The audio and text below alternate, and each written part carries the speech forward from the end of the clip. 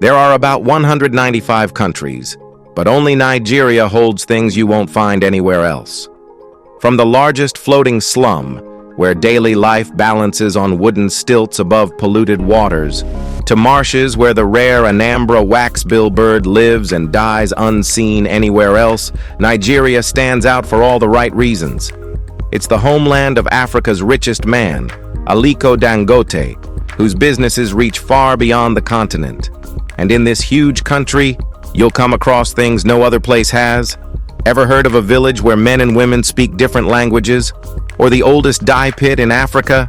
You see it all in 15 strange things that only exist in Nigeria.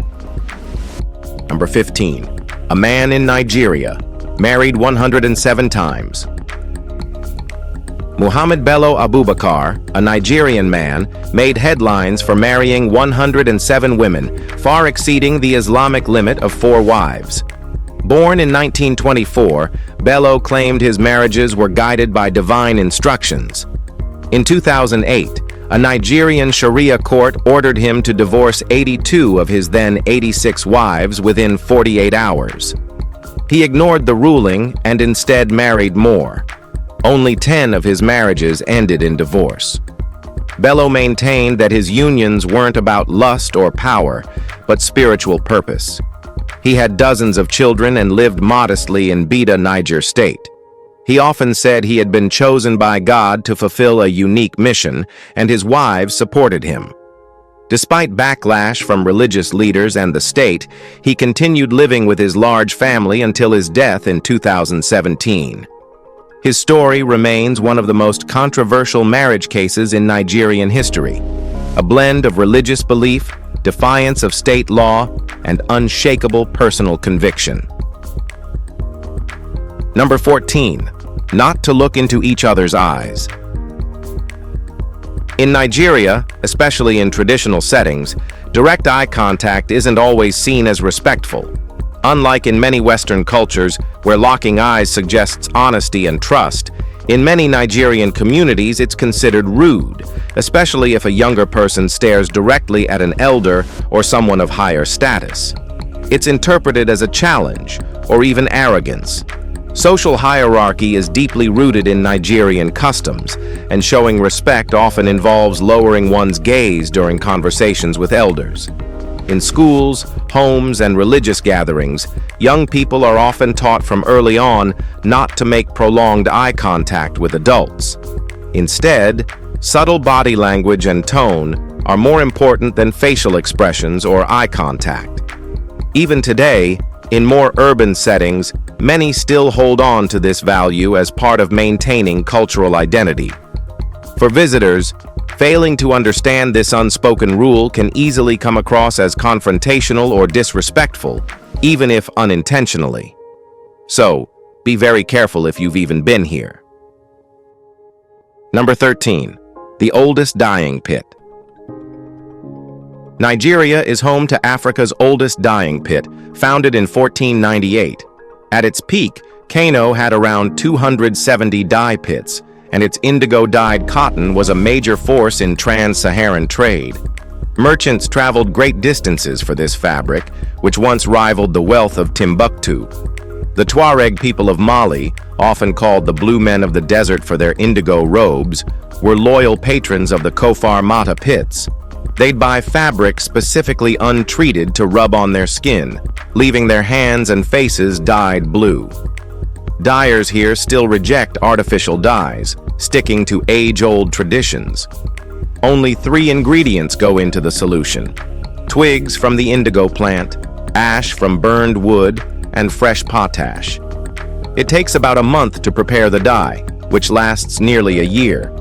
Some say it has healing powers. The techniques haven't changed in centuries. Some dyers are the 10th generation in their families. Patterns are crafted by women, especially the royal design. Number 12. Twin City in Nigeria. Igbo Ora, a town in southwestern Nigeria, holds the global record for the highest number of natural twin births. While most places in the world treat twins as rare, this town proudly calls itself the twin capital of the world. Nearly every single home has a pair, sometimes multiple. Scientists haven't been able to pinpoint an exact cause, though many point to the local diet. Residents believe that a regular intake of okra leaves and yam dishes, especially the way they're prepared, plays a big role. The stew made with these greens is said to influence fertility, but the theory remains unproven. Located about 60 kilometers from Lagos, Igbo Ora has embraced its identity with twin festivals and local folklore. Families often celebrate multiple sets of twins as blessings, not anomalies. Despite its unassuming look, this town's birth statistics have baffled researchers for decades and continue to draw attention from both scientists and curious visitors worldwide. Number 11. Different languages. In Ubang, Nigeria, men and women speak two entirely different forms of the same language. Boys grow up speaking the female dialect until about age 10, then switch to the male version. Both forms are fully understood by everyone, but crossing the line is forbidden. It's seen as disrespectful. Anthropologist Chichi Undi described it as having two separate vocabularies. Many words sound nothing alike.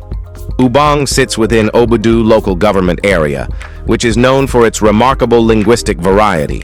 Over a dozen languages are spoken across its 10 wards. In 3 villages, men and women use distinct dialects at home, but speak a shared third language, meet, in public spaces like schools, churches, and markets. In these communities, if a man uses the women's language, he's shamed. If a woman speaks a man, she's scolded. The tradition remains strong, though the languages are endangered. Schools don't teach them. The paramount ruler, Uti J.D. Agba, maintains that the practice brings unity, not division. Number 10. Nigeria's Sweet Potato Festival. In parts of Nigeria, the Sweet Potato or Yam Festival isn't just a seasonal event, it's a ritual steeped in gratitude and tradition. Held at the end of the rainy season, typically in early September, this annual celebration honors a successful harvest and seeks blessings for the next planting cycle. As part of the tradition, the community king is handed a pot of soil and a shriveled yam from the previous year's crop. Quietly, during the ceremony, this is swapped out for a vibrant new yam, symbolizing prosperity and the mystical powers attributed to the king. The size of the new yam is seen as a divine indicator of the harvest's potential. The festival features music, dance, food, and storytelling. It's not just about farming, it's a celebration of life, resilience, and connection to the land. While rooted in rural culture, it's a powerful reflection of how agriculture and spiritual belief intertwine across Nigerian communities. All right, now, let's move to number 9. Makoko Floating Slum. Makoko, or Venice of Africa, is one of the world's most densely populated slums, and it floats. Built over the Lagos Lagoon, Makoko began as a fishing village in the 18th century.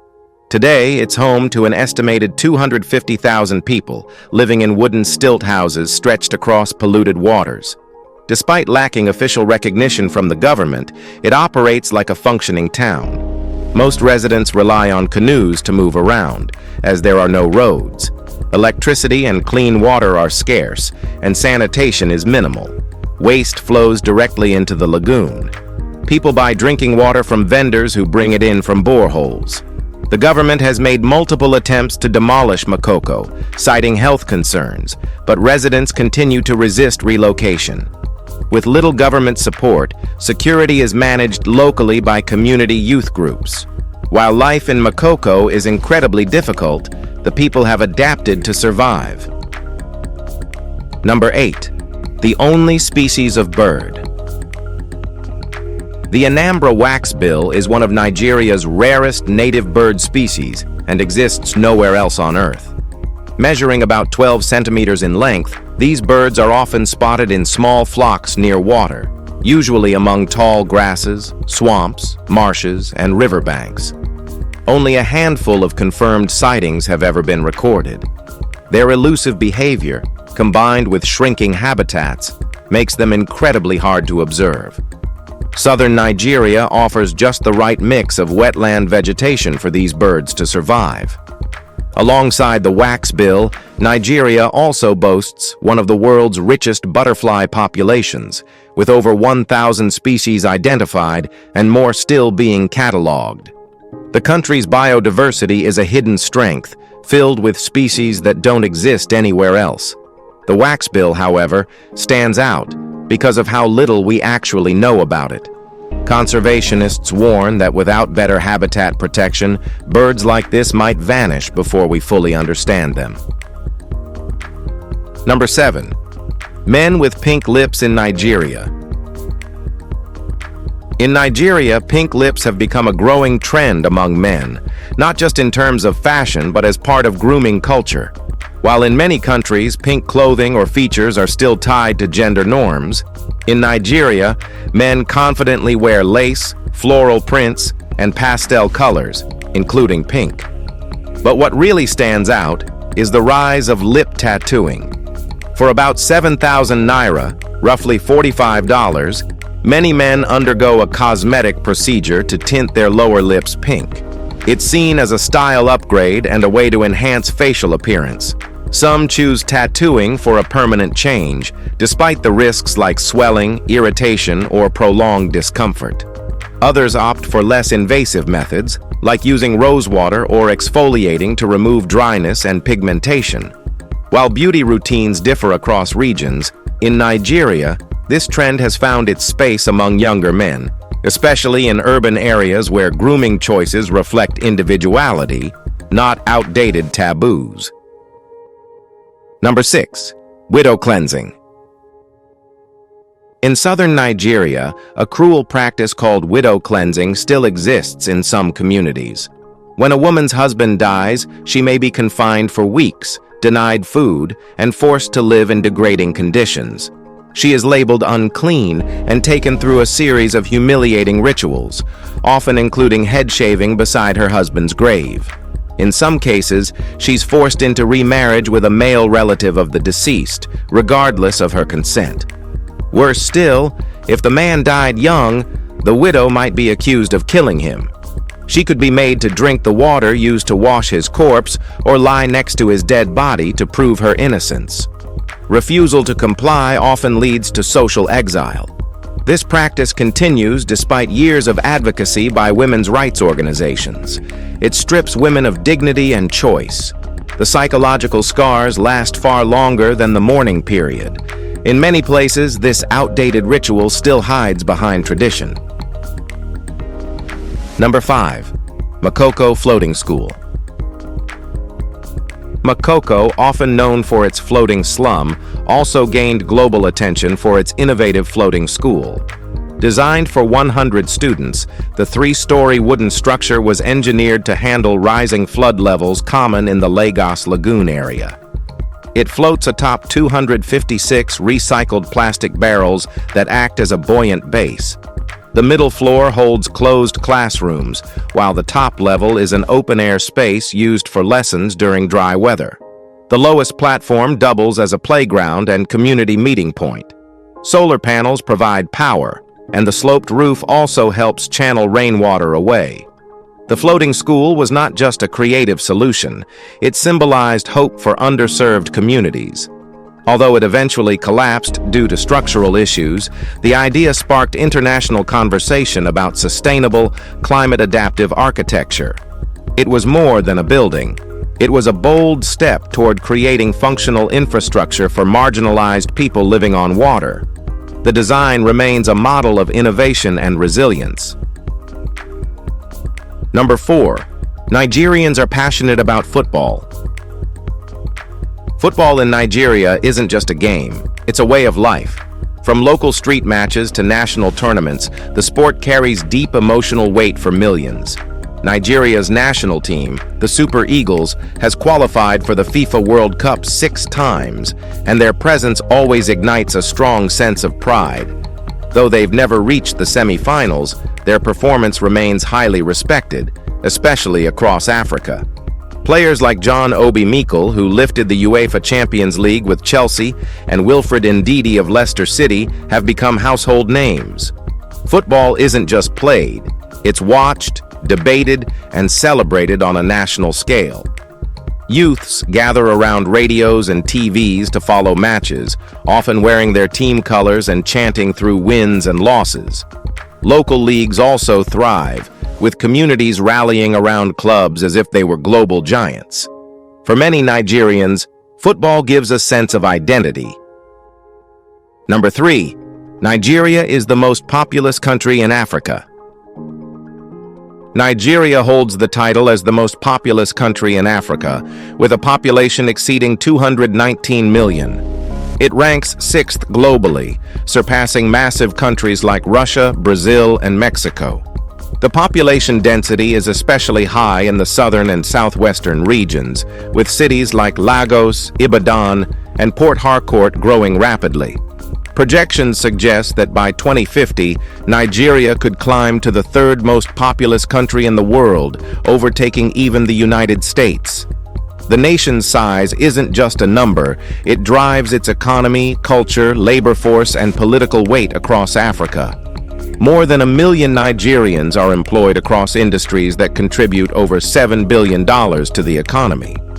Despite these numbers, population growth brings challenges: urban congestion, infrastructure pressure, and housing shortages. Still, the youth-driven demographic is seen as a major asset. Nigeria is awesome. What do you say? Number 2. Street food paradise.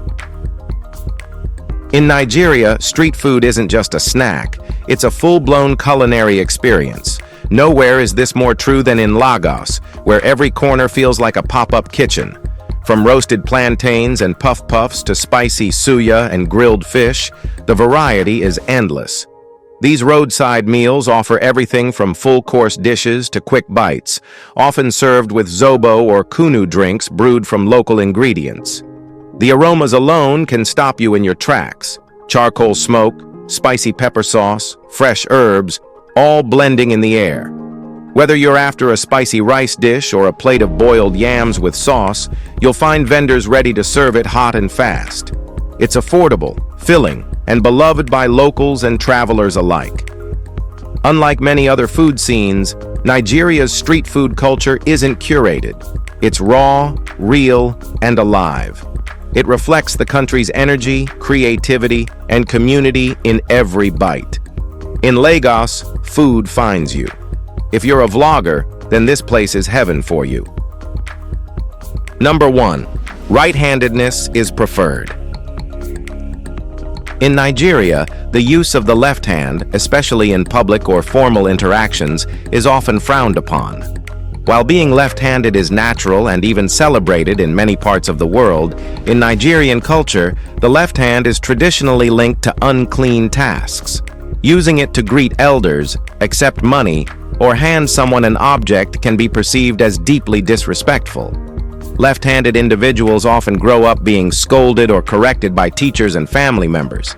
Girls in particular may be told that left-handedness could affect their marriage prospects. Journalist Peace Oladipo from Ekiti State has shared how often she's been warned she might never marry because of her left-hand dominance. Despite growing awareness, many left-handed Nigerians still deal with a quiet social stigma. While science recognizes that hand preference is likely genetic, the cultural bias persists. If you found this video interesting, be sure to like and subscribe for more amazing content like this. Thanks for tuning in, and we'll see you soon.